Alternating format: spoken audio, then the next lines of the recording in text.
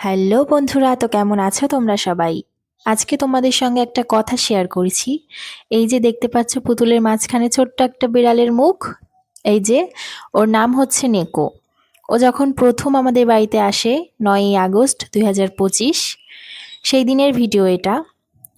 একদম ছোট, তখন এতটাই ছোট যে হয়তো দুধটাও ভালো মতন খেতে পারে না, খাইয়ে দিতে হয়, এতটাই ছোট।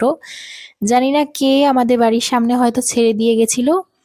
গরু ঘরে, আমাদের গরু ঘরের সাথে মশারি টানানো ছিল, সেই মশারির সঙ্গে দেখি বেঁধে আছে। আমার দেখে এতটাই কষ্ট হয়, আমি সাথে সাথে কোলে করে নিয়ে আসি ঘরে। ঘরে নিয়ে আসার পর ওকে খাবার খাইয়ে তারপর ছোট্ট একটা বাক্স, এই যে দেখতে পাচ্ছ, এই বাক্সর মধ্যে কিছুটা নরম কাপড় দিয়ে তারপর রেখে দিই। এখনো অনেক ভালো আছে, আমাদের সঙ্গে খেলা করে, আমাদের সঙ্গে মিশে গেছে। এমনকি খুব চঞ্চল ও, আমাদের সবার খুব প্রিয়। এখন অনেকটাই বড় হয়ে গেছে, এই যে এখন অনেক দুষ্টুমিও করে।